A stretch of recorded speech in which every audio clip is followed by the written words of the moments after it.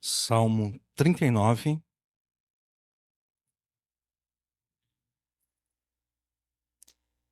Vamos ler a partir do versículo 1. Embora o foco da pregação será apenas um versículo, nós vamos ler o salmo completo. Salmo 39, versículo 1. Eu disse: guardarei os meus caminhos para não pecar com a minha língua. Guardarei a boca como um freio enquanto o ímpio estiver diante de mim. Com o silêncio fiquei mudo, calava-me mesmo acerca do bem, e a minha dor se agravou. Esquentou-se-me o coração dentro de mim, enquanto eu meditava, se acendeu um fogo. Então falei com a minha língua: faze-me conhecer, Senhor, o meu fim, e a medida dos meus dias qual é, para que eu sinta quanto sou frágil. Eis que fizeste os meus dias como a palmos, o tempo da minha vida é como nada diante de ti. Na verdade, todo homem, por mais firme que esteja, é totalmente vaidade. Na verdade, todo homem anda numa vã aparência. Na verdade, em vão se inquietam, amontoam riquezas e não sabem quem as levará. Agora, pois, Senhor, que espero eu? A minha esperança está em ti. Livra-me de todas as minhas transgressões, não me faças o opróbrio dos loucos. Emudeci, não abro a minha boca por quanto tu fizeste. Tira de sobre mim a tua praga, estou desfalecido pelo golpe da tua mão. Quando castigas o homem com repreensões por causa da iniquidade, fazes com que a sua beleza se consuma como a traça, assim todo homem é vaidade. Ouve-me, Senhor, a minha oração, e inclina os teus ouvidos ao meu clamor. Não te cales perante as minhas lágrimas, porque sou um estrangeiro contigo e peregrino como todos os meus pais. Poupa-me, até que tome alento, antes que me vá e não seja mais. Amém. Até aqui a leitura da palavra de Deus. Há uma semana, o nosso irmão em Cristo, Charlie Kirk, foi assassinado e martirizado enquanto conversava e debatia com estudantes universitários. E o foco das conversas e debates que ele mantinha eram questões relacionadas à fé cristã, à cultura e à política. E é necessário que nós não sejamos enganados pelo que foi, e talvez até mesmo agora continue sendo noticiado pela imprensa brasileira, a qual, essa semana eu não acompanhei, mas a semana passada, o Charlie Kirk estava sendo caracterizado como um nazista, um fascista, um supremacista branco e racista, dentre outros adjetivos não muito elogiosos. E é necessário que nós não sejamos enganados por estes reportes, porque a cultura na qual nós estamos inseridos, ela chamará de nazista qualquer pessoa que se atreva a dizer que é a Bíblia que deve regular a sexualidade humana.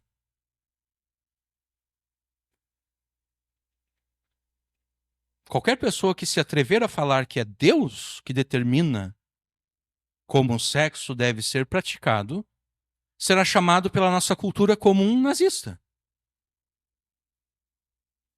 Por exemplo, ontem mesmo eu estava vendo um videozinho do Charlie Kirk e um determinado estudante universitário disse: Charlie, tu é um nazista.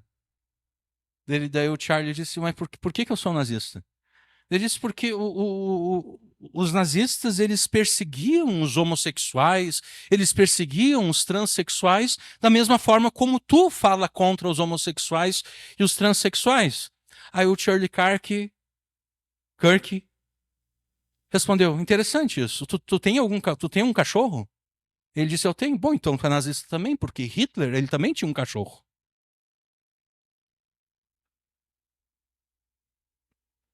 Né? Se eu sou nazista porque eu me assemelho ao Hitler, no sentido de que eu falo contra o homossexualismo e o transexualismo, tu é racista, nazista porque tu tem um cachorro. E Hitler também tinha um cachorro.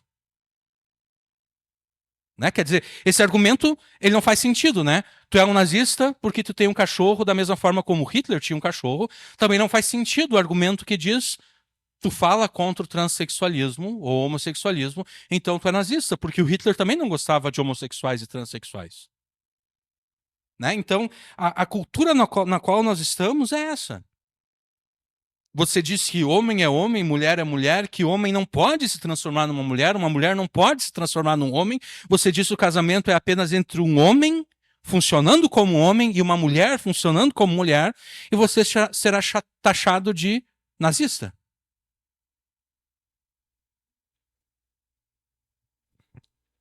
A cultura na qual nós estamos inseridos denominará fascista qualquer pessoa que afirmar que uma criança no ventre de sua mãe, por ser portadora da imagem de Deus, não deve ser assassinada mediante o aborto.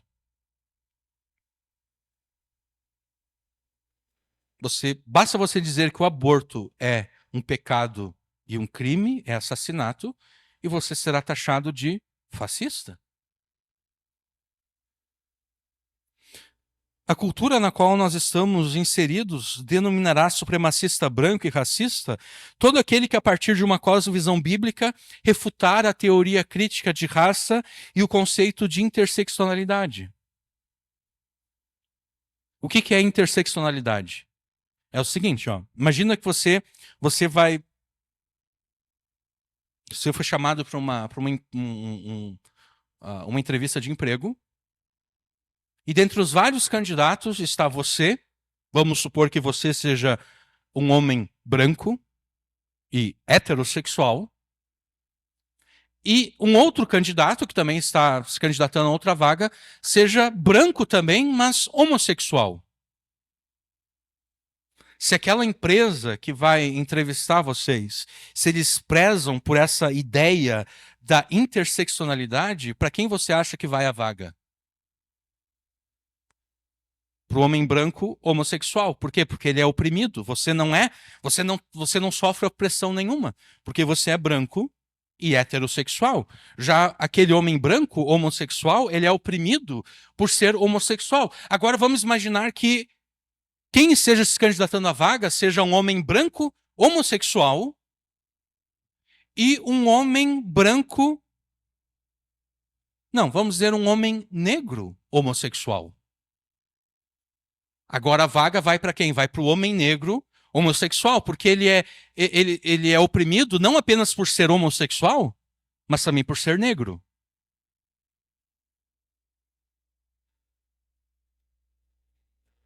Ou então, a vaga está entre duas pessoas, um homem negro heterossexual e uma mulher negra homossexual. Agora vai para a mulher, porque a mulher é oprimida, em primeiro lugar, por ser negra, em segundo lugar, por ser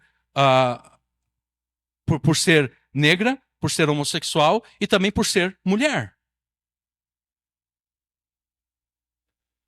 E assim vai indo. Não importa se o candidato mais bem preparado seja o outro. E é por isso, especialmente nos Estados Unidos, as pessoas notam que a qualidade dos serviços diminuiu bastante. Por exemplo, há um tempo atrás, deu um problema lá com a Boeing, nos aviões, e foram descobrir o porquê. Exatamente porque a Boeing estava praticando esse tipo de coisa.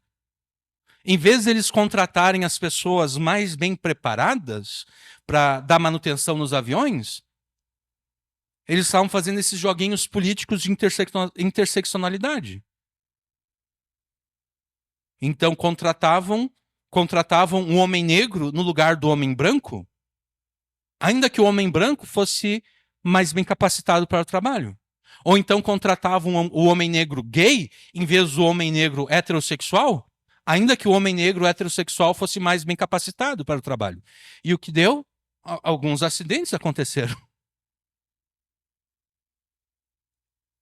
Então o Charlie Kirk, ele falava isso, olha, isso aqui está errado.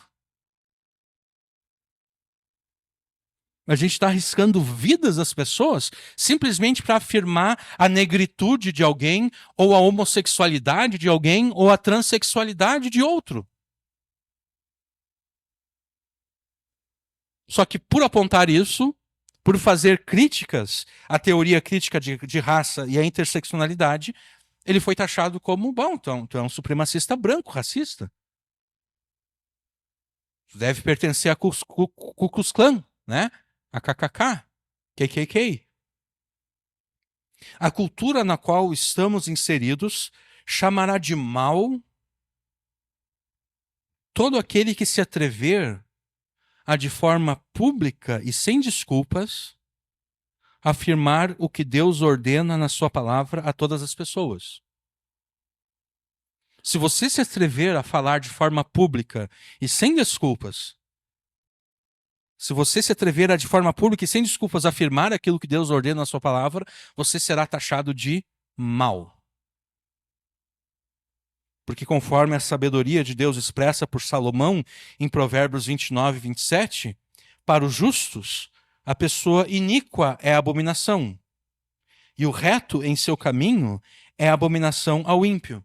A pessoa que é reta em seu caminho, e por ser reta em seu caminho, ela fala da retidão de Deus, essa pessoa é abominação ao ímpio. Não é surpresa, então, que a mídia, dominada por pessoas iníquas e ímpias, que se recusam a se render a Jesus e a sua palavra, não é surpresa que a mídia afirma que Charlie Kirk era uma pessoa má e abominável.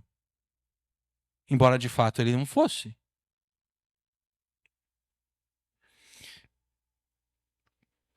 Ele, Charlie Kirk, em última instância, foi martirizado não pelas suas posições políticas, mas pela sua fé em Jesus, porque era a partir de uma cosmovisão bíblica, cristã, que ele conversava e debatia com estudantes universitários.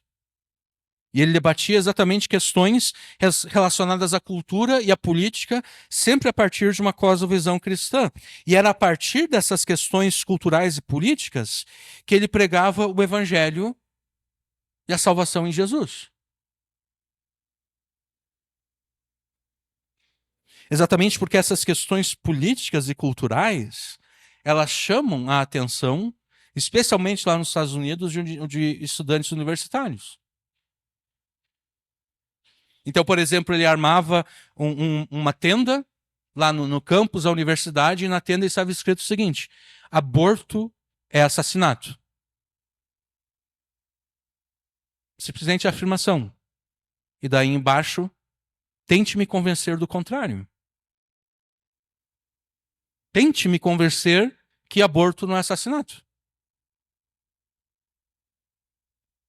Então os estudantes chegavam lá e ficavam conversando com ele, tentando convencê-lo de que o aborto não era assassinato. Ele tratava também de questões relacionadas ao homossexualismo, transexualismo e assim por diante, questões culturais e políticas que são próprias do nosso tempo.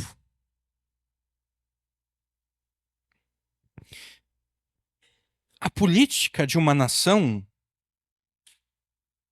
aquilo que é decidido pelos grandes líderes da nação, seja pelo presidente da República, seja pelo Congresso Nacional, seja pelos tribunais superiores lá em Brasília, a política de uma nação conforma-se à cultura do seu povo.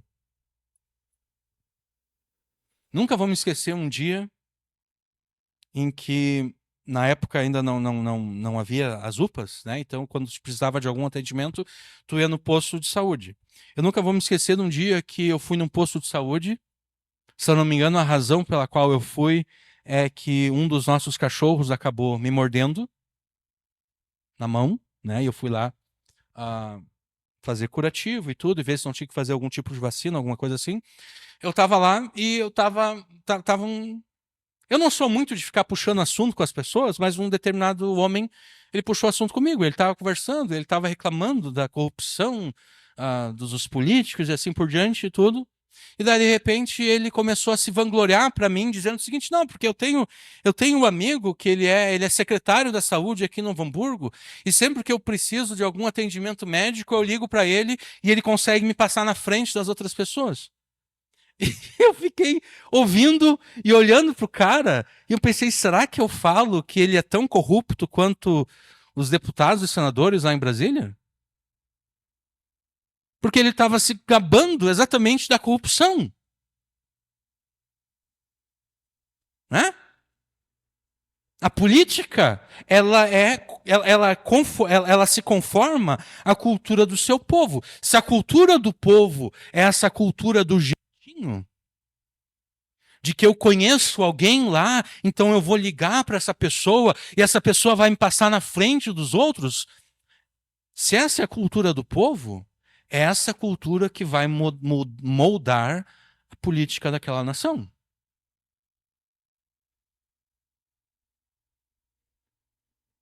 Então não é à toa que nós temos políticos que fazem esse jeitinho, da mesma forma como esse camarada diz, eu ligo pro fulano de tal, ele consegue me passar na frente. Bom, o deputado, o senador, o presidente da República, o ministro do STF, eles estão sendo moldados pela cultura do povo brasileiro. Eles também, quando eles se encontrarem em alguma situação ruim, eles conhecem alguém, eles vão fazer uma ligação.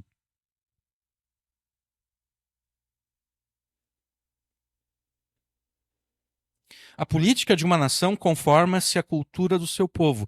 E a cultura de um povo é moldada pela divindade ou divindades adoradas pela população. Na verdade, tudo flui do Deus ou deuses que são adorados pela população.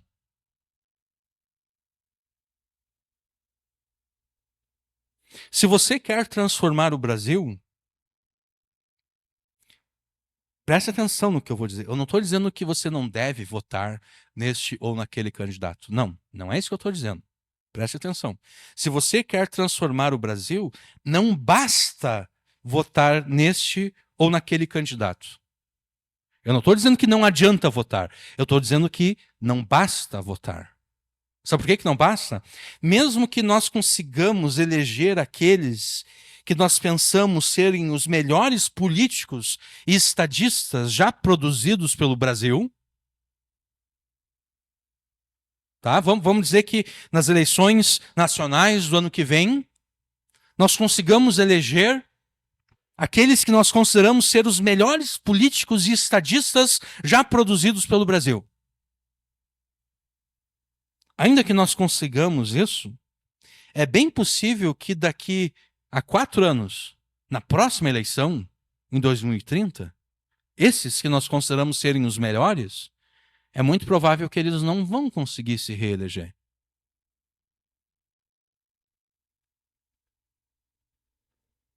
E todas as coisas boas que eles, porventura, tenham feito, serão pervertidas ou revertidas pelos seus sucessores.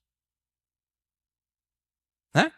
Vamos pensar no Bolsonaro. O Bolsonaro foi eleito em 2018. Tudo aquilo que ele fez de bom foi pervertido, segundo alguns querem entender, né? Eu não vou entrar nesse mérito ou não, mas foi pervertido ou revertido pelo seu sucessor.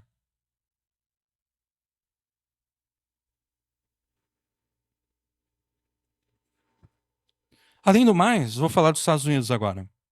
Do que adianta eleger o Trump se o próprio Trump e a maioria da população americana continuam adorando e servindo os seus ídolos e deuses falsos?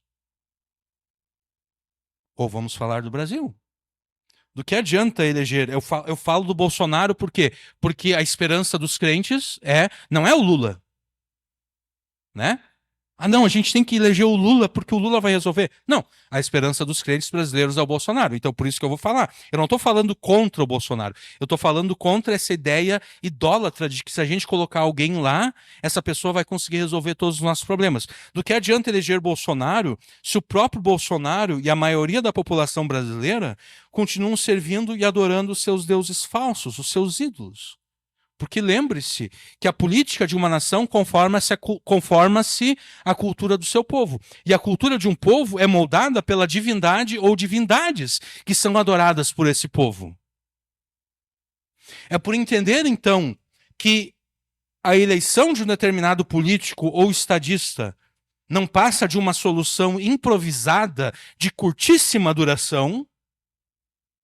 É por entender isso, eu vou repetir. É por entender que a eleição de um determinado político ou estadista não passa de uma solução improvisada de curtíssima duração que Charlie Kirk não se contentou com a eleição de Trump. Sim, ele ajudou a eleger Trump, mas ele depois não ficou sentado. Bom, agora está tudo nas mãos do Trump. Logo após ser ajudado a eleger Trump, Charlie se dispôs a fazer guerra. Não com armas físicas semelhantes àquela que foi usada para matá-lo, mas com as armas espirituais poderosas em Deus. Porque, embora andemos na carne, não lutamos segundo a carne. Porque as armas da nossa luta não são carnais, mas poderosas em Deus para destruir fortalezas. Destruímos raciocínios falaciosos e toda arrogância que se levanta contra o conhecimento de Deus e levamos cativo todo pensamento à obediência de Cristo. 2 Coríntios 10, versículos 3, 4 e 5. Então, vou repetir aqui. É por entender que a eleição de um determinado político ou estadista não passa de uma solução improvisada de curtíssima duração, apenas 4 anos. Isso se a oposição não conseguisse fazer o impeachment. Né? Se a oposição não conseguir fazer o impeachment, é uma solução improvisada de curtíssimo, de um prazo muito pequeno. 4 anos. É por entender isso que logo depois de ter ajudado a eleger Trump, Charlie Kirk continuou a fazer aquilo que ele sabia fazer de melhor. Conversar e debater com estudantes universitários as questões culturais e políticas do nosso tempo, sempre a partir de uma cosmovisão bíblica, sempre pregando o Evangelho de Jesus, aproveitando cada oportunidade para, por meio de diálogos e debates, destruir as fortalezas das mentes que estavam prendendo as mentes daqueles estudantes universitários.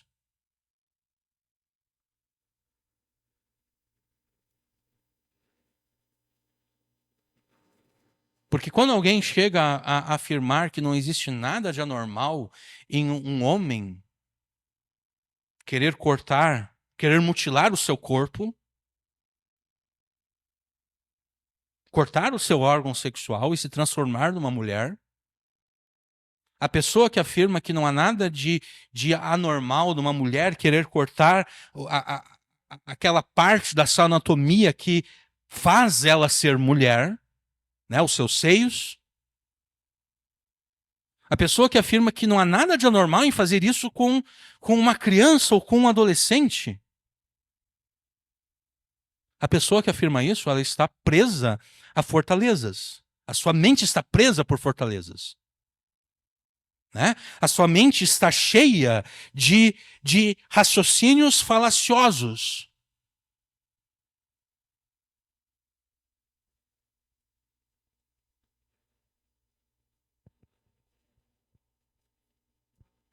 A sua mente está cheia daquela arrogância que se levanta contra o conhecimento de Deus.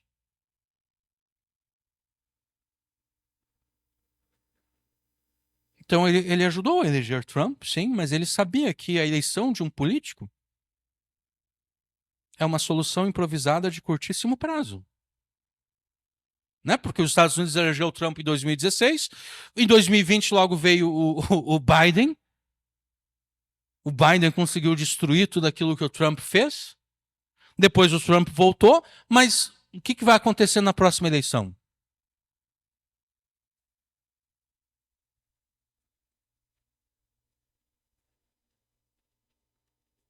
Por exemplo, o Trump, ontem à noite, ele declarou a Antifa, que é uma organização lá americana que exatamente defende a morte de conservadores e que festejou o assassinato do Charlie Kirk.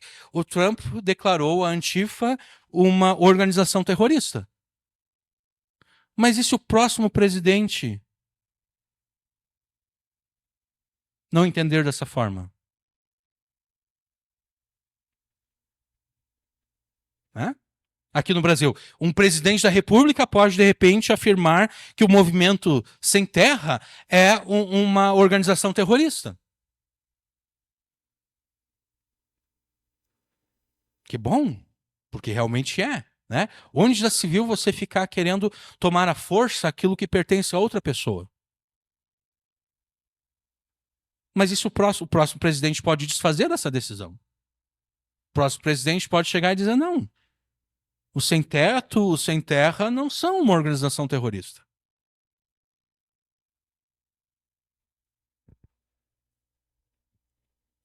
Então, ele ajudou a eleger Trump, mas ele sabia: não, isso aqui, ó, isso aqui é uma solução improvisada, de curtíssimo prazo. Eu vou me dedicar àquilo que realmente pode mudar essa nação. Eu vou aproveitar cada oportunidade para, por meio de diálogos, debates, destruir as fortalezas e os raciocínios falaciosos e a arrogância que domina a mente das pessoas, para deste modo levar cativos à obediência de Cristo a mente e os pensamentos de todas as pessoas que porventura me ouvirem. A política de uma nação conforma-se à cultura do seu povo, e a cultura de um povo é moldada pela divindade ou divindades adoradas pela população. É somente quando uma porção considerável da população adorar e servir por meio de Jesus, o Deus vivo e verdadeiro, é que a cultura daquele povo será moldada conforme as prescrições da Escritura. E é somente essa cultura moldada pelas prescrições da Escritura que afetará profunda e permanentemente a política da nação. Perceba então que a descrição política e ideológica do conflito que atualmente divide o mundo em termos de direita versus esquerda, embora essa descrição seja válida até certo ponto, essa descrição é por demais superficial. É mais adequado e preciso descrever esse conflito em termos espirituais, a partir da antítese estabelecida por Deus em Gênesis 3:15. Porém, inimizade entre você, Deus está falando à serpente, a Satanás, né? Porém, inimizade entre você e a mulher, entre a sua descendência e o descendente dela. Este lhe ferirá a cabeça e você lhe ferirá o calcanhar. É mais preciso e adequado descrever esse conflito que divide o mundo, não em termos de direita versus esquerda, não em termos de conservadores versus progressistas, não em termos de capitalistas versus comunistas. É mais preciso descrever esse conflito em termos espirituais, em termos da antítese que o próprio Deus estabeleceu entre a serpente e a mulher, entre a semente da serpente e a semente da mulher. A serpente é Satanás.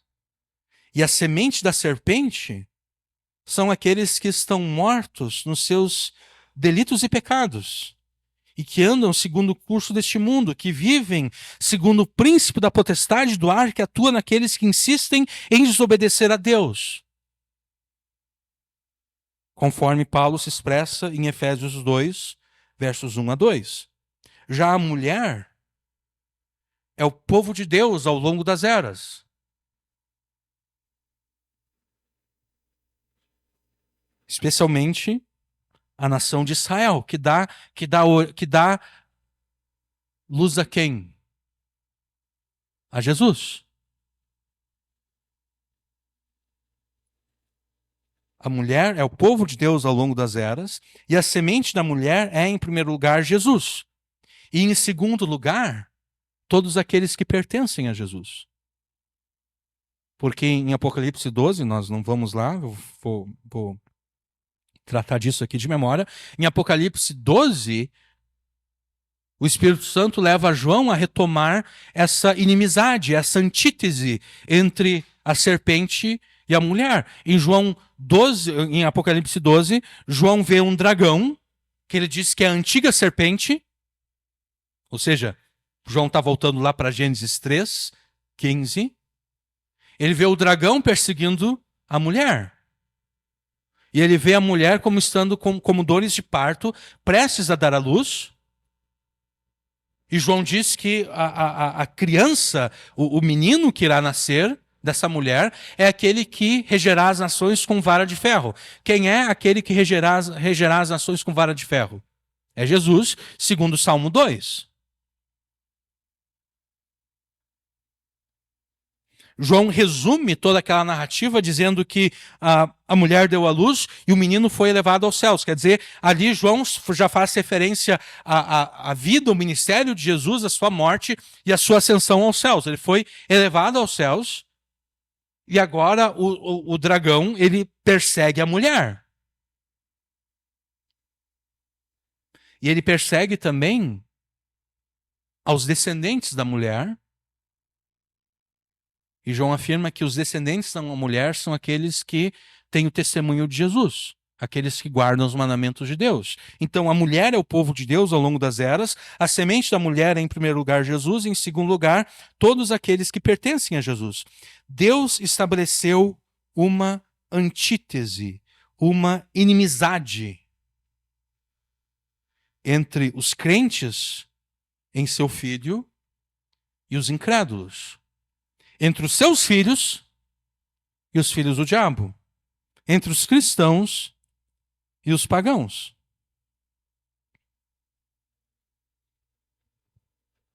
Então, caracterizar esse conflito em termos ideológicos, políticos, em termos de direita versus esquerda, é por demais superficial. O conflito não é tanto entre direita versus esquerda. O conflito é entre a serpente e a mulher. Entre o descendente da serpente, os descendentes da serpente e os descendentes da mulher. Entre os filhos de Deus e os filhos do diabo. E embora a nossa luta não seja contra carne e sangue, mas contra os principados e potestades, contra os dominadores deste mundo tenebroso, contra as forças espirituais do mal, embora esse conflito seja espiritual, né? Nós não lutamos contra carne e sangue, nós lutamos contra o diabo, nós lutamos contra Satanás, contra os seus demônios. Muitas vezes esse conflito espiritual, ele se materializa em termos de perseguição sanguinárias, assassinas por parte dos filhos do diabo contra os filhos de Deus, como foi o assassinato de Charlie Kirk na semana passada, como é a perseguição que o governo chinês coloca ou empreende contra os cristãos na China. É um conflito espiritual que por vezes se materializa em perseguição sanguinária e assassina. E não é à toa que Tertuliano foi um dos primeiros escritores cristãos a defender a fé contra as críticas pagãs e as heresias. Tertuliano, diante da perseguição empreendida pelo Império Romano contra os cristãos, Tertuliano exclamou que o sangue dos mártires é a sementeira da igreja. Querendo dizer com isso que quanto mais o Império Romano perseguia e assassinava os cristãos, mais a fé cristã se espalhava pelos territórios do Império e maior se tornava o número de cristãos. Porque o natural seria pensar o seguinte, bom, não vai sobrar cristão nenhum, o Império Romano está perseguindo todo mundo, está matando todo mundo, mas quanto mais o Império Romano perseguia e matava, mais a fé cristã se espalhava. Mais cristão surgia. Então, Tertuliano, ele era um advogado que se converteu a Jesus. Ele, nos seus escritos contra os pagãos, contra aqueles que perseguiam os cristãos, ele exclamou: o sangue dos mártires é a sementeira da igreja. Quanto mais sangue é derramado, quanto mais o sangue dos cristãos é derramado, mais esse sangue frutifica em termos de conversões.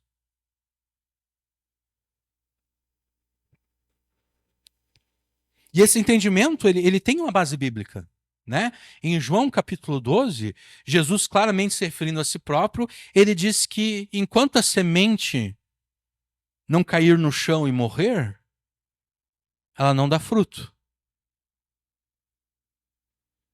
Mas se ela é enterrada no chão e ela apodrece e ela morre, ela produz muito fruto. Jesus, obviamente, estava falando, em primeiro lugar, acerca de si próprio. Mas ele também está falando daqueles que o obedecem, daqueles que o servem.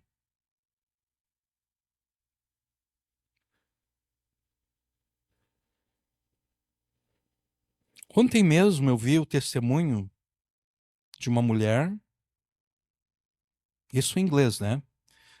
Nas redes sociais, uma mulher que foi criada num lar cristão,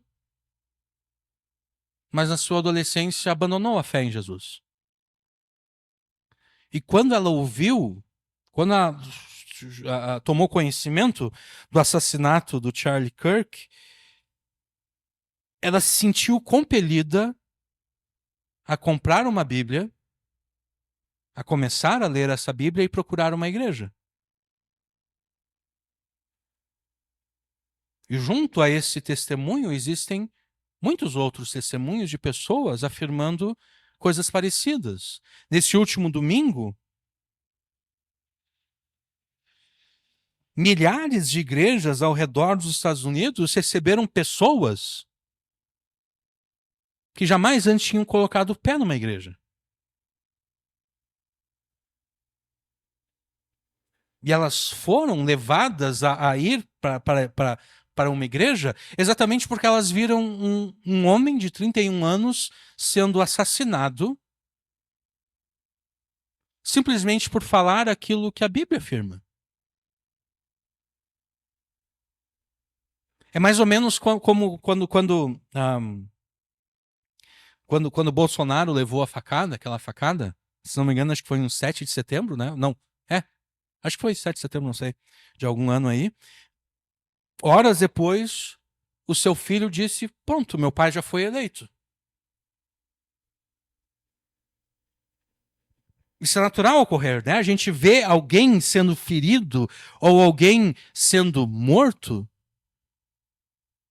a nossa tendência é pensar: pois, por que quiseram matar esse camarada aqui?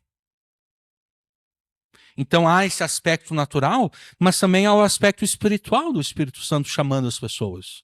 E a gente não deve ser ingênuo e pensar que todas as pessoas tenham se convertido a Jesus ou que elas estejam em direção a uma conversão verdadeira. Porque isso aconteceu também lá no 11 de setembro de 2001. Né? Quando as Torres Gêmeas, quando os Estados Unidos foram atacados, nas próximas semanas, as igrejas dos Estados Unidos ficaram lotadas de pessoas. Porque houve uma comoção nacional.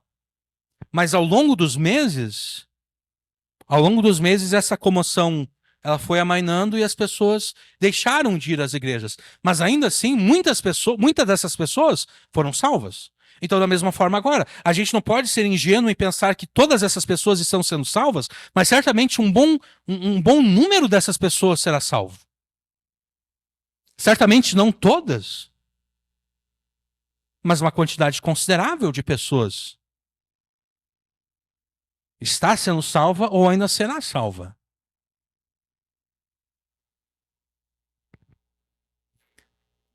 Contrastando com esses inúmeros testemunhos nas redes sociais de pessoas que se sentiram chamadas por Jesus por ocasião do martírio de Charlie Kirk, nós temos inúmeras postagens e vídeos de pessoas, talvez vocês tomaram conhecimento disso ou não, de pessoas comemorando o assassinato do nosso irmão em Cristo. Pessoas dizendo: é isso mesmo, ele tinha que morrer mesmo, tinha que matar, e tem que aproveitar e matar a mulher dele, e também os 2 filhos dele, e todos os demais, tem que matar todo mundo.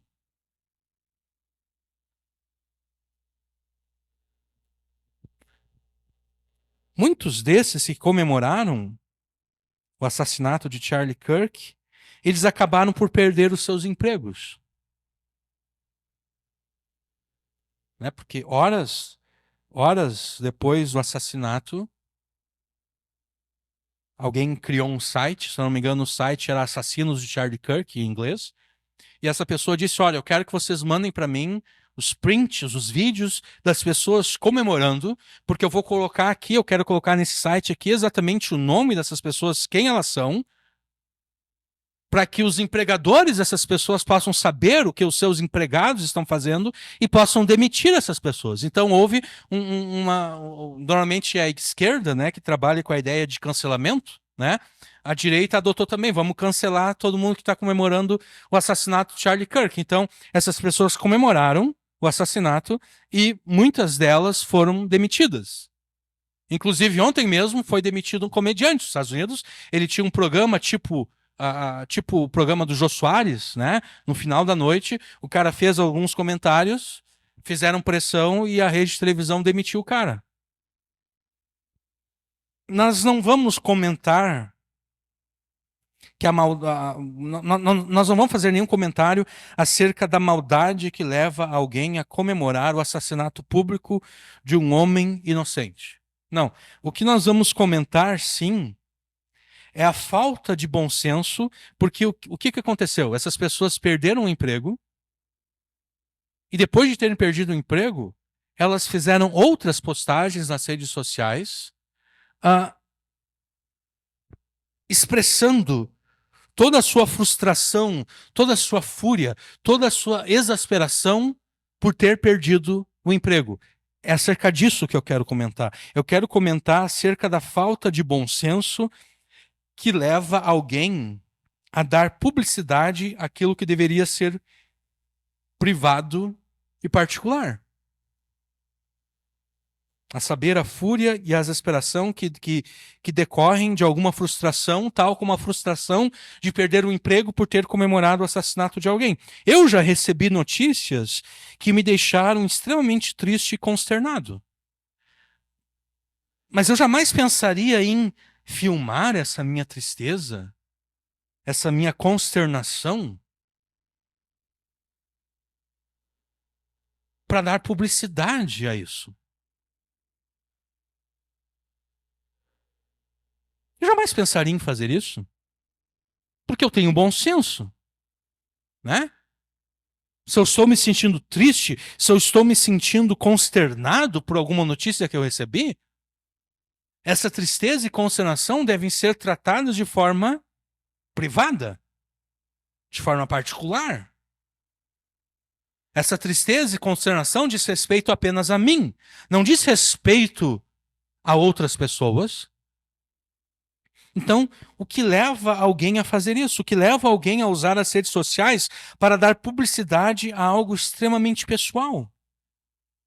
Tal como a fúria, a raiva, a exasperação, as quais deveriam ser tratadas de forma privada. O que leva alguém a usar as redes sociais para tratar de coisas que são absolutamente particulares e privadas? Para entendermos isso, é necessário voltarmos à filosofia racionalista de René Descartes. Não se preocupe aqui que você não precisa entender de filosofia, eu vou resumir aqui. Descartes, ele afirmou como base fundamental da sua cosmovisão racionalista a seguinte máxima: penso, logo existo. Descartes disse: eu sei que eu existo porque eu penso. Para ele, para Descartes, mesmo que toda a realidade fosse falsa, mesmo que tudo aquilo que ele enxergava com seus olhos fosse falso, fosse uma ilusão, tudo aquilo que ele ouvisse com seus ouvidos, mesmo que tudo aquilo que ele ouvisse com seus olhos fosse uma ilusão, e ele estivesse enganado acerca de tudo, uma coisa é certa: para ser enganado, é necessário que ele exista. Né? Alguém que não existe não pode ser enganado. Ainda que eu esteja alucinando, e de fato eu não esteja aqui, e de fato esse prédio não exista, e vocês não existem, vocês não estão aqui, ainda que eu esteja alucinando tudo o que está acontecendo, ainda que tudo que está acontecendo aqui nessa noite seja fruto da minha imaginação alucinando, ainda que eu esteja enganado acerca de tudo isso aqui, uma coisa é certa: se eu estou enganado, é necessário que eu exista. Porque só pode ser enganado alguém que existe. Então, ainda que eu esteja enganado acerca de tudo, eu não estou enganado acerca desse fato. Eu existo.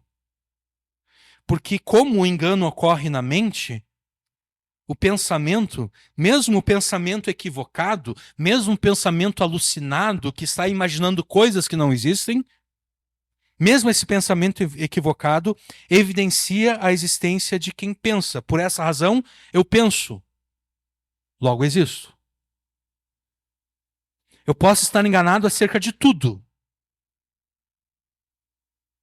mas eu não estou enganado acerca de um fato primordial. Eu existo. O pecado nos torna narcisistas, o pecado nos torna imodestos. E as redes sociais tendem a ressaltar em nós esse narcisismo, essa imodéstia, de modo a alterar a máxima cartesiana. No lugar de penso, logo existo, as pessoas adotaram sou visto, logo existo. Ou ainda, eu sou reafirmado, logo existo. A partir dessa mudança de paradigma, o que evidencia a existência de alguém não é mais a sua racionalidade, mas a sua popularidade nas redes sociais. Essa percepção motiva as pessoas a fazer tudo o que for necessário para angariar cliques e likes. Porque quanto mais cliques e likes alguém recebe, mais essa pessoa se sente vista. E quanto mais ela é vista, mais ela se sente validada. Mais ela se sente reafirmada. Se a postagem não render cliques e likes, a pessoa não foi vista. Ela não foi validada, ela não foi reafirmada. E se ela não foi vista, nem validada, nem reafirmada, ela não existe. E é isso que fez, que causou o surgimento dos chamados influenciadores.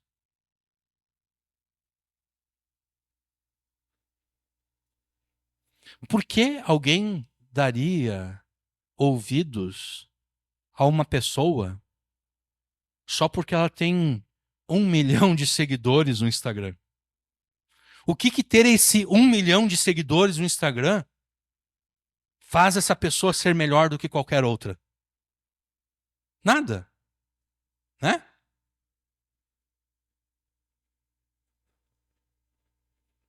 E, no entanto, grande parte da população se deixa levar pela opinião dessa pessoa, unicamente porque essa pessoa tem 1 milhão de seguidores no Instagram.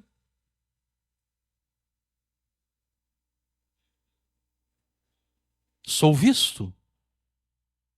Logo existo. A base da existência agora não é mais a racionalidade, não é mais a capacidade de raciocinar de forma lógica e chegar a uma conclusão verdadeira. Não, a base da existência agora é simplesmente ser visto. É ser seguido nas redes sociais, é receber cliques e likes.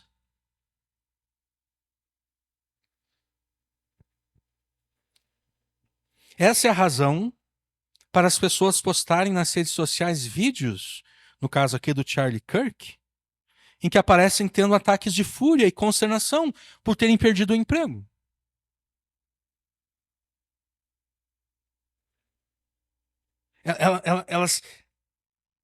Elas querem receber cliques e likes, porque quantos mais cliques e likes elas receberem, elas se sentirão vistas. E quanto mais vistas elas forem, mais elas se sentirão validadas e reafirmadas na sua fúria e na sua consternação.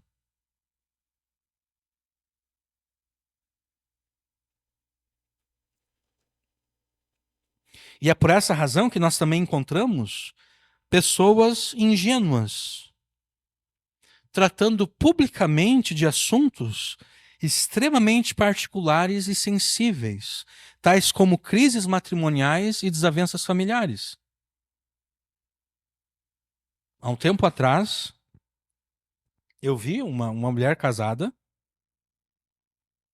tratando de coisas que simplesmente eu pensei, nossa, se eu fosse o marido dessa mulher aqui, eu ficaria muito envergonhado do que ela escreveu. Para todo mundo ler.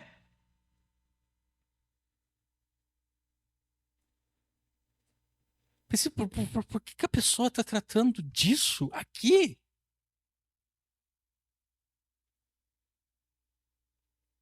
Isso aqui é algo privado, particular. Isso aqui não diz respeito a outras pessoas, a não ser a ela e o seu marido. Eu realmente fiquei com pena do homem. Eu pensei, nossa, eu não queria ser esse cara. Se eu fosse esse cara, eu não queria mais aparecer para ninguém, porque as pessoas estão lendo aqui coisas íntimas, coisas que não dizem respeito a elas. Coisas que dizem respeito apenas a mim e a minha esposa. Eu não procurei isso, né? Eu só entro no Facebook quando eu vou postar as minhas pregações. E foi exatamente ali que eu vi essa postagem, né? Eu fui postar e daí tava ali. Daí eu pensei, eu vou ler isso aqui. E pensei, bah, isso aqui não.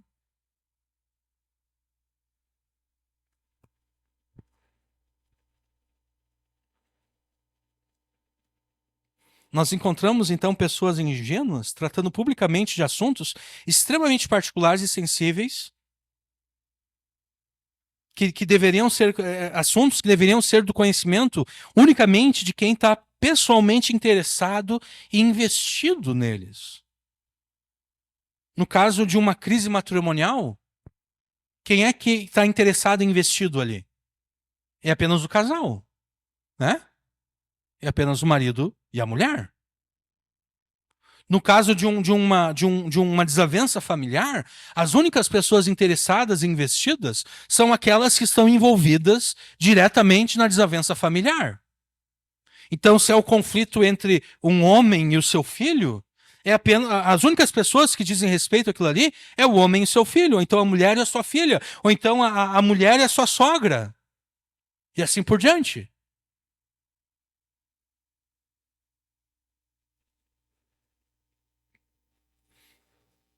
Esses assuntos que deveriam ser conhecidos unicamente por quem está pessoalmente interessado e investido neles, eles são trazidos ao domínio público e eles são submetidos à análise de estranhos que em nada se relacionam com os problemas discutidos na postagem. E o que ocorre é que, ao tratar abertamente nas redes sociais de questões extremamente pessoais e sensíveis, essas pessoas ingênuas se tornam alvo da crítica injusta, da crítica impiedosa e brutal daqueles que supostamente são seus amigos nas redes sociais. E a gente deve ser justo aqui. As redes sociais, elas não são culpadas por essa crueldade. A crueldade é própria de indivíduos pecadores que rejeitam a Jesus, que rejeitam os mandamentos de Deus. As redes sociais unicamente funcionam como agregadores de pessoas cruéis e também funcionam como catalisadores dessa crueldade. O que é um catalisador? Na química, um catalisador é um elemento que acelera uma reação química. Então, de repente, a reação química ela levaria 15 minutos para ser completada, mas o químico ele não quer esperar 15 minutos para a reação química estar completada. Ele sabe que se ele colocar uma outra substância, essa substância vai acelerar aquela reação. Essa substância é chamada de catalisador.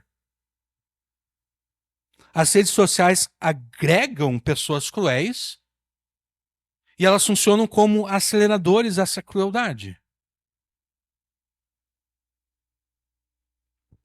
A pessoa que, em busca de bondade e ajuda, confidencia suas aflições ao mundo inteiro mediante as redes sociais, no final das contas, ela não recebe nem bondade nem ajuda. Apenas humilhação e desonra. E tudo que foi afirmado até aqui foi afirmado para nós chegarmos na questão que queremos tratar na mensagem. É necessário que você saiba a quem deve apelar quando necessita de ajuda. Você deve saber a quem deve confidenciar as crises pelas quais está passando. É necessário que você saiba a quem deve confidenciar as aflições pelas quais está passando e para as quais você busca solução. Não confidencie, não faça como aquela mulher que eu citei há pouco, que confidenciou a sua crise conjugal a todo mundo. Porque 99,9% das pessoas que leram aquela postagem, elas não estão nem um pouquinho interessadas em ajudar aquele casal.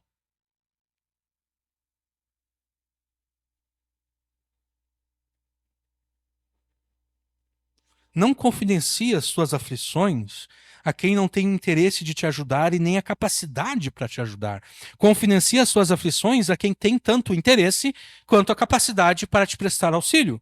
Deus já demonstrou o seu interesse por você ao enviar o seu próprio filho a este mundo para morrer em teu favor, debaixo da maldição da lei, que deveria recair sobre você para que você fosse então abençoado. As circunstâncias adversas que você está enfrentando também demonstram o interesse de Deus por você. Porque conforme o contexto aqui do Salmo 39, é por essas circunstâncias que Deus está te disciplinando, para que você se volte para Ele, arrependido dos pecados pelos quais você, de Deus, se afastava. Deus está interessado em você e Ele tem a capacidade para te ajudar. Então, confidencie a Deus as aflições causadas pelas circunstâncias adversas que você está enfrentando. E se você não sabe como reagir a essas circunstâncias adversas, se você não está sabendo como reagir, e não sabendo como reagir, você também não sabe como se encaminhar em direção a uma solução bíblica para essas circunstâncias, confidencie elas também a quem Deus estabeleceu como aquele que tem o dever de cuidar de ti do ponto de vista espiritual. Confidencie elas ao teu pastor.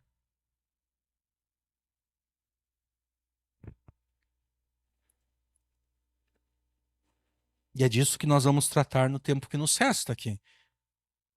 Confidencie a Deus e ao teu pastor as aflições causadas pelas circunstâncias adversas por você enfrentadas. E embora nós tenhamos lido todo o Salmo 39, o nosso foco será especialmente a primeira metade do versículo 12. Ouve, Senhor, a minha oração e inclina os teus ouvidos ao meu clamor. Não te cales perante as minhas lágrimas. A primeira metade do versículo 12 pode ser claramente dividida em 3 partes menores, cada uma delas expressando um pedido de Davi a Deus. Ouve, Senhor, a minha oração, inclina os teus ouvidos ao meu clamor, e não te cales perante as minhas lágrimas. Esses 3 pedidos de Davi ensinam uma lição valiosa de como devem ser as nossas orações. Nas nossas orações, nós não devemos nos limitar a pedir a Deus o que nós temos necessidade. Antes de pedir a Deus o que nós temos necessidade, nós temos que começar a nossa oração pedindo que realmente Deus nos conceda aquilo que nós pediremos a seguir.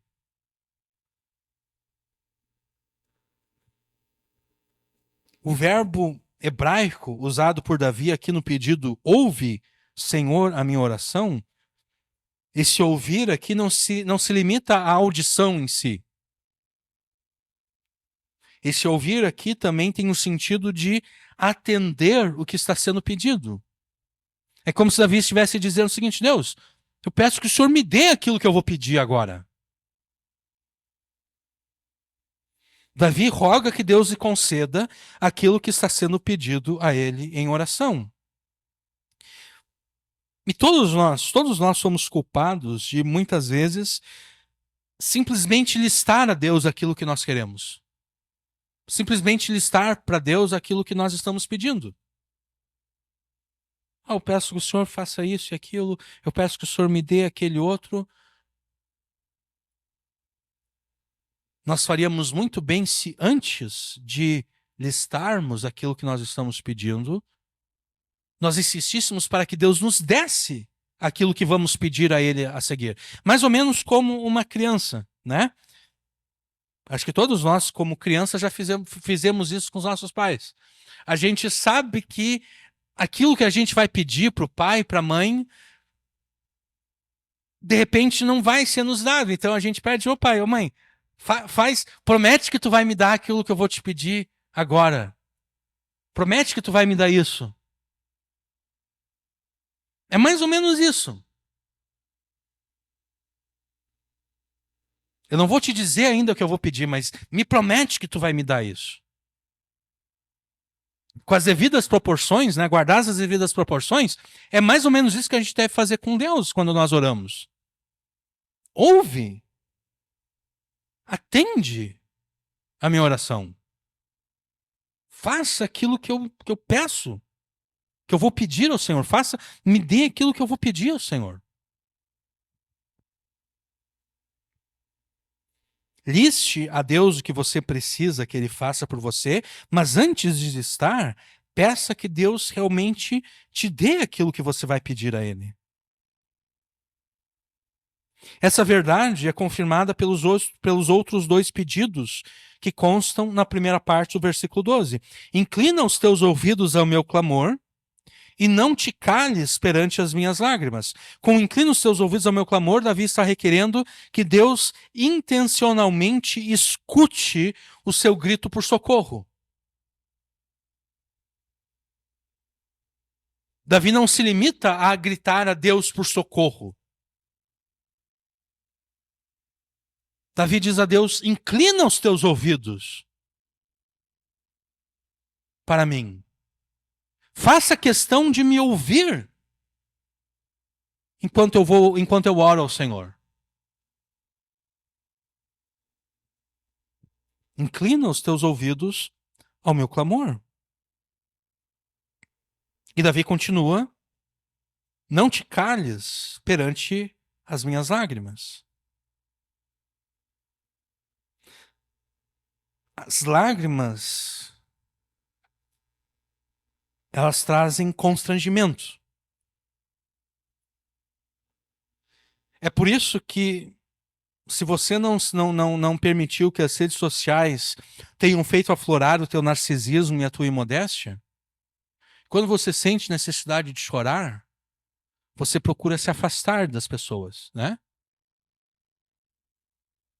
Porque as lágrimas, elas trazem constrangimento. As lágrimas constrangem.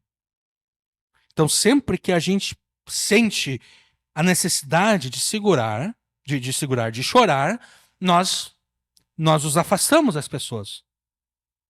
Nós procuramos um lugar onde nós podemos ficar sozinhos. E quando você não encontra um lugar onde possa chorar livremente e sozinho, você se esforça para segurar as lágrimas.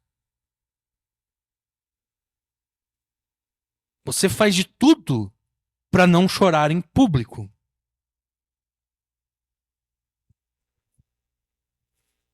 Até que possa se encontrar sozinho para chorar livremente. Mas há momentos em que a tristeza e o desespero são tais que é impossível segurar as lágrimas. Você luta com todas as forças, você faz de tudo para segurar as lágrimas, mas a tristeza e o desespero são maiores que as suas forças e você simplesmente começa a chorar.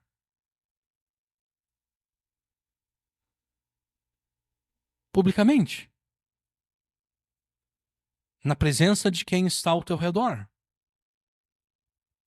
E as lágrimas derramadas em público, elas são constrangedoras, não apenas para quem chora, mas também para quem está observando a pessoa chorar. Você, talvez, já teve a experiência de estar num lugar e de repente se ver diante de uma pessoa chorando.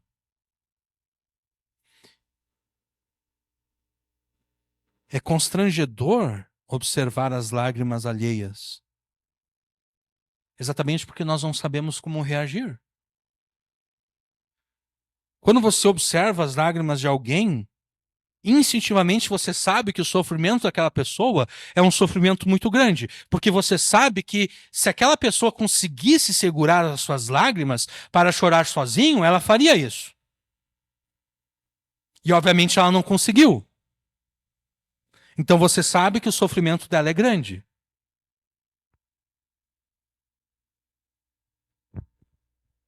E o nosso constrangimento nos leva a virarmos o rosto e a fingirmos que nós não vimos aquela pessoa chorando.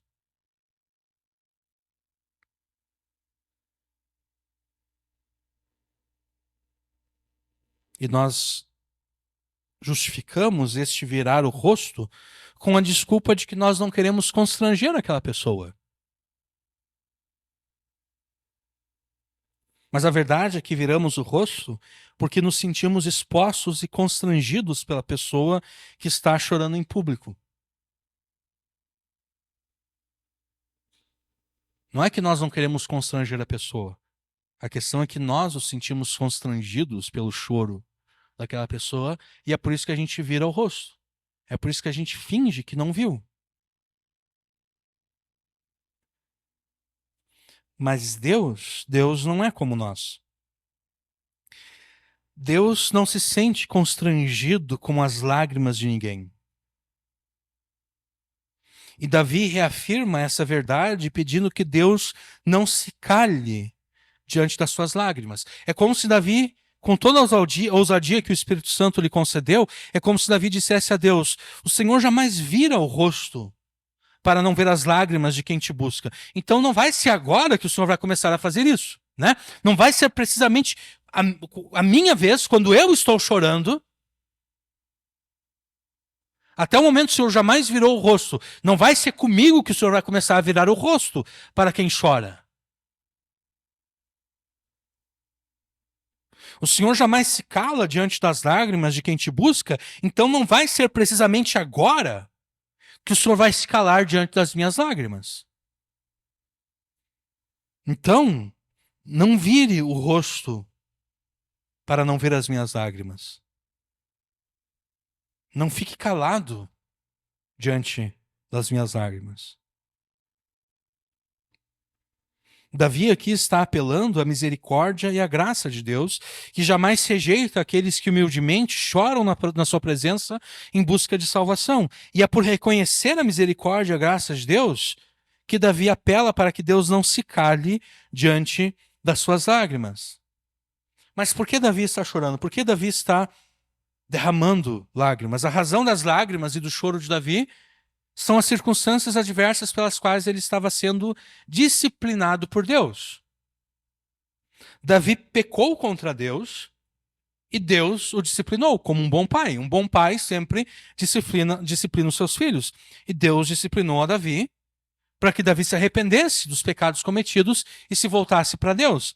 E a disciplina de Deus sobre Davi foi tal que Davi, no verso 10, descreve essa disciplina como uma praga. Como se o próprio Deus tivesse fechado o seu punho e com socos o estivesse golpeando. Vou ler para vocês aqui o Salmo 39, 10. Tira de sobre mim a tua praga. Estou desfalecido pelo golpe da tua mão. É assim que Davi descreve a disciplina de Deus. Como uma praga. Como se o próprio Deus estivesse dando socos em Davi. E então, no versículo 11, Davi afirma que o próprio Deus, como uma traça, destruiu na sua vida tudo o que lhe era precioso, tudo o que lhe dava prazer. Quando castigas o homem com repreensões por causa da iniquidade, fazes com que a sua beleza se consuma como a traça. Beleza que também pode ser traduzido como aquilo que traz prazer. Fazes com que aquilo que ele tem de precioso, aquilo que lhe dá prazer, seja consumido. Assim, todo homem é vaidade. Se como forma de disciplina, Deus destruísse na tua vida tudo o que te é precioso e tudo o que te dá prazer. Se Deus fechasse o seu punho e começasse com socos a te golpear, você, assim como Davi, também choraria e derramaria suas lágrimas. E talvez seja exatamente isso que Deus esteja fazendo com a tua vida agora mesmo. Talvez seja essa a tua sensação. Aquilo que você sente. Talvez te faltavam as palavras para expressar da forma como Davi aqui, mas ao ler aquilo que Davi escreveu, você reconhece. Realmente, é como se fosse uma praga. É como se Deus estivesse me dando socos. É como se Deus tivesse consumido tudo da minha vida que me é precioso e me dá prazer.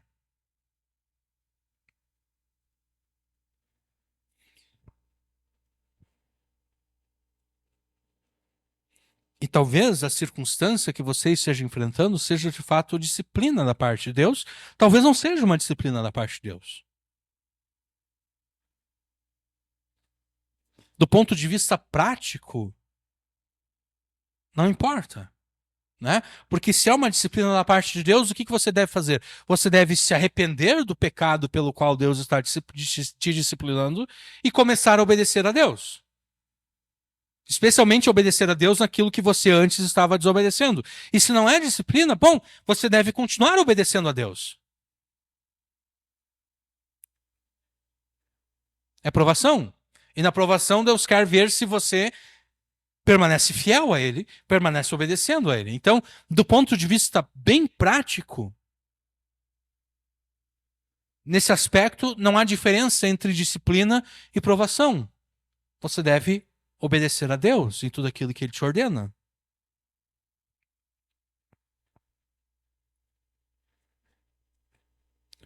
Assim como Davi, você deve chorar na presença de Deus e você deve derramar as suas lágrimas na presença de Deus. Você deve confidenciar a Deus as aflições causadas pelas circunstâncias adversas que Ele ordenou sobre a tua vida, seja como forma de disciplina, seja como forma de provação. Confidencie a Deus as aflições pelas quais você está passando. Confidencie a Deus as aflições que entristecem o teu coração. Confidencie a Deus as aflições que de repente estão tirando o teu sono à noite. Em casos mais graves, muitas vezes, essas aflições podem até tirar a vontade de viver, né? Talvez você tenha conhecido pessoas que perderam a vontade de viver. Ou de repente você está enfrentando isso. A aflição é tal que você perdeu a vontade de viver. Então, confidencie a Deus as aflições que estão te tirando a vontade de viver. Abra o teu coração para Deus e fale para Ele tudo o que está te afligindo. Isso não deveria ser novidade para nós, né? Porque olha o que Paulo escreveu na sua epístola aos Filipenses. Não fiquem preocupados com coisa alguma, mas em tudo sejam conhecidas diante de Deus os pedidos de vocês, pela oração e pela súplica com ações de graças. E a paz de Deus, que excede todo entendimento, guardará o coração e a mente de vocês em Cristo Jesus. E também Pedro, lancem sobre ele todas as suas ansiedades, porque ele cuida de vocês.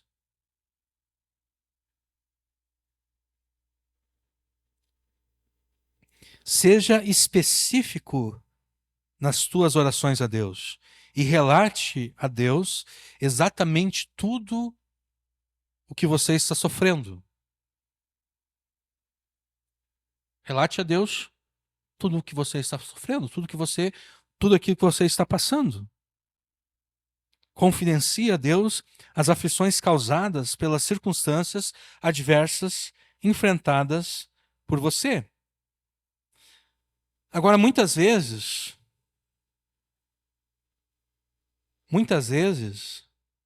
será necessário que, além de confidenciar a Deus,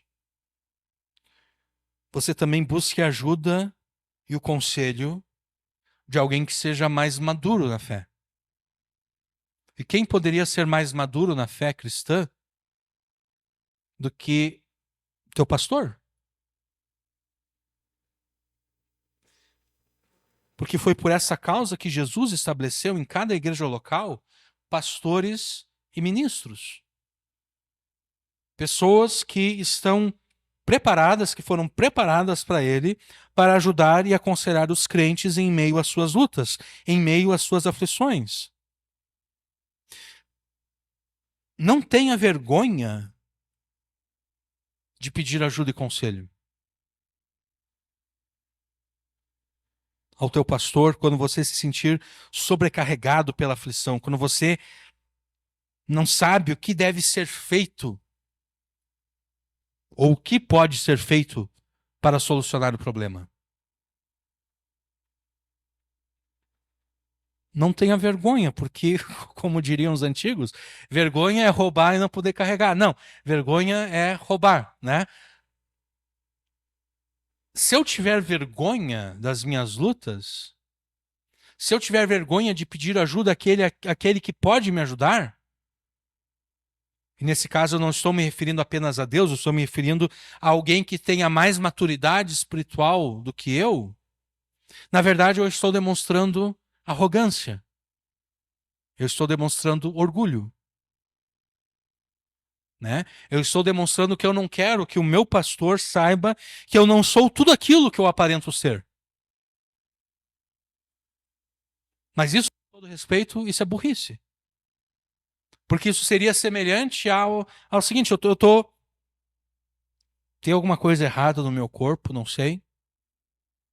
Meu corpo não está funcionando como deve ser, eu estou sentindo coisas estranhas no meu corpo, eu estou sentindo dor aqui e ali, mas eu não quero ir no médico, eu não quero procurar a ajuda do médico, porque eu não quero que o médico saiba que eu não sou tudo aquilo que eu aparento ser. Isso é burrice, né? Isso é burrice.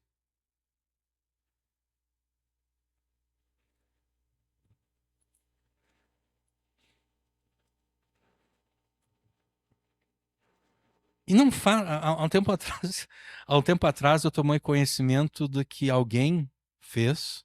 Não faça isso. A pessoa, obviamente, estava passando por uma circunstância difícil e adversa. Só que em vez de buscar ajuda e conselho com os seus irmãos mais maduros, em vez de buscar ajuda e conselho, inclusive com o seu pastor, essa pessoa, ela buscou ajuda e conselho de alguém imaturo na igreja. Um irmão em Cristo, sim, mas um irmão em Cristo imaturo. Alguém que não tinha condições e nem bagagem espiritual para ajudar. E eu, quando tomei conhecimento disso, em primeiro lugar, eu fiquei chateado. Mas depois eu comecei a pensar, por que alguém faria isso? Por que alguém pediria conselho de alguém que é mais imaturo? Por que eu pediria conselho de alguém que é mais imaturo do que eu? Porque foi isso que aconteceu. Né? A pessoa, em vez de pedir conselho para alguém mais maduro do que ela, o seu pastor, por exemplo, ela pediu conselho para alguém mais imaturo do que ela. Eu comecei a raciocinar, por que alguém faria isso? Por que alguém pediria conselho para alguém mais imaturo do que ela própria? E a conclusão a que eu cheguei foi essa. Ela pediu conselho a alguém mais imaturo do que ela, exatamente porque ela não queria fazer a vontade de Deus. Ela queria fazer a sua própria vontade. E ela sabia que se ela fosse aconselhar com alguém mais maduro, com o seu pastor, por exemplo, o seu pastor diria: não, tá errado, tu não pode fazer isso aqui, tu tem que fazer, tu tem que agir dessa outra forma aqui. Mas a pessoa já tinha assentado no seu coração que ela sabia o que deveria ser feito, mas ela já assentou no seu coração: eu não quero fazer aquilo que deve ser feito. Eu quero fazer a minha própria vontade. E então, para dar legitimidade a isso, ela se aconselhou com o irmão em Cristo. Mas ela fez questão de se aconselhar com o irmão em Cristo, mas imaturo.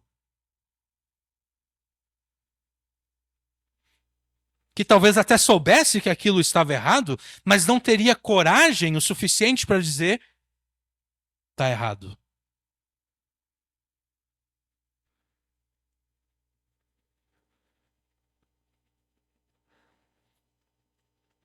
Então, além de confidenciar a Deus as aflições causadas pelas circunstâncias adversas que você está enfrentando, confidencia essas aflições também ao teu pastor, pedindo ajuda a ele, pedindo conselho a ele. Você não deve sofrer sozinho porque você faz parte do corpo de Cristo. E num corpo é natural que se um membro sofre, os outros vão sofrer com ele também.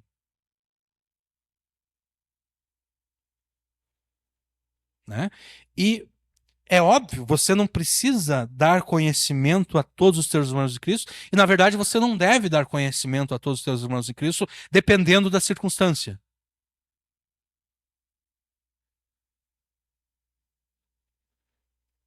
Muitas vezes, as únicas pessoas que precisam saber é você, Deus e o teu pastor.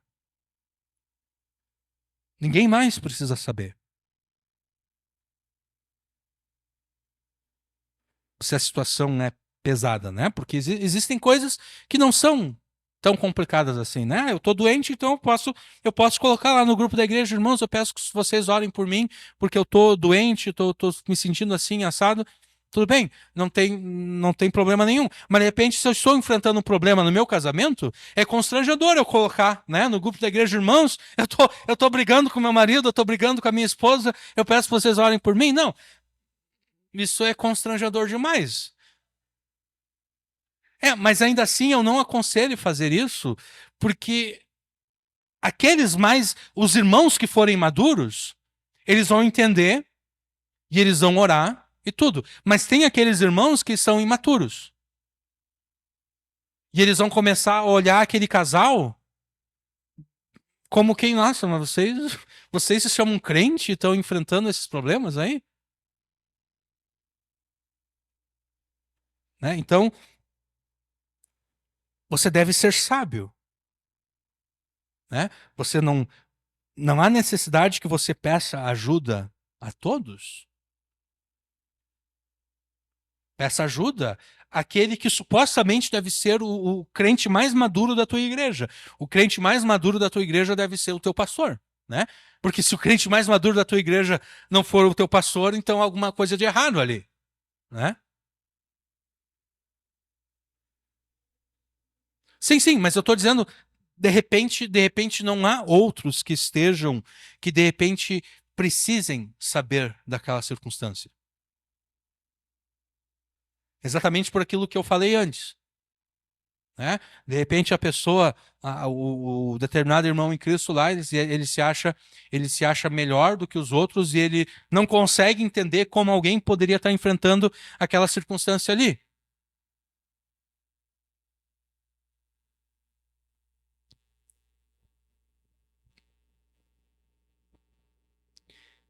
Muitas vezes a resposta de Deus às suas orações virá exatamente através do conselho e ajuda que te serão dados pelo teu pastor. Porque o que ocorre muitas vezes é que a gente está muito próximo dos nossos problemas. E quando nós estamos muito próximo dos nossos problemas, a gente não tem a capacidade de ver o quadro geral como um todo e de enxergar a solução. Já o pastor, como ele não está próximo do problema, ele consegue analisar. Ele consegue ver, eu vou tratar aqui como se fosse um problema conjugal, tá? Ele consegue perceber que o marido, ele tem razão sim na reclamação que ele está fazendo da sua esposa. A esposa tem sim razão na reclamação que ela está fazendo do seu marido, mas o pastor está longe da situação o suficiente para perceber que, apesar dele ter razão, ele também está cometendo fazendo coisas erradas, o que está contribuindo para agravar o problema.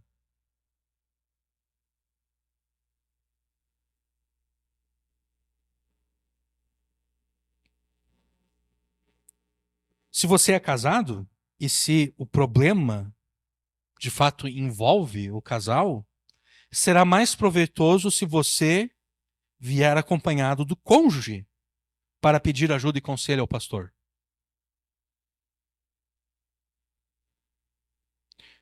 Mas se por uma razão ou outra o cônjuge não quiser vir junto,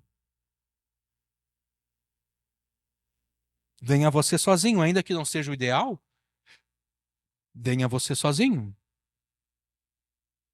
E isso é especialmente importante quando quem não quer vir é o homem, né? Porque, na verdade, biblicamente falando, deveria ser o homem, como cabeça da sua família, que deveria ser o primeiro a chamar a sua esposa e dizer: olha, essa crise aqui que a gente está passando, a gente não vai conseguir resolver sozinho, a gente vamos ter que procurar a ajuda do pastor.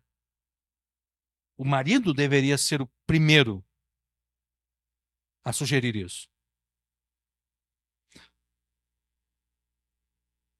Isso é aquilo que deveria ser. Mas aquilo que deveria ser nem sempre é. Né? Então,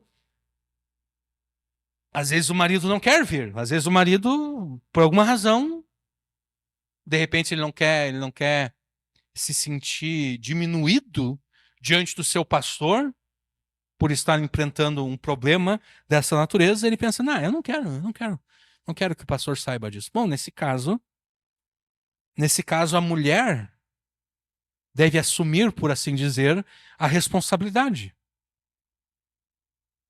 Não é o ideal. Não é o ideal, mas quando aquele que deveria ser o responsável por resolver o problema e por sugerir a solução, quando esse não quer fazer nada, então a mulher vai ter que fazer as vezes dele. Uma mulher vai ter que, bom, então eu vou lá conversar com o pastor, pedir ajuda, pedir conselho.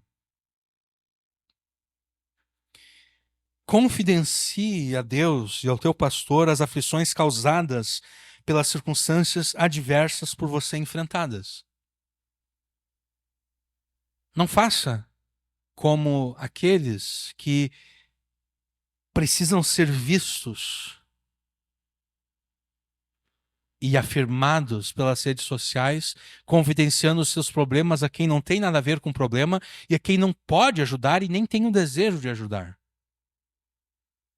Confidencie aquele que tem o desejo e o poder para ajudar a Deus, e confidencie aquele a quem Deus deu ou entregou o dever de te ajudar na tua caminhada cristã, ao teu pastor. Então, confidencie a Deus e ao teu pastor as aflições causadas pelas circunstâncias adversas por você enfrentadas.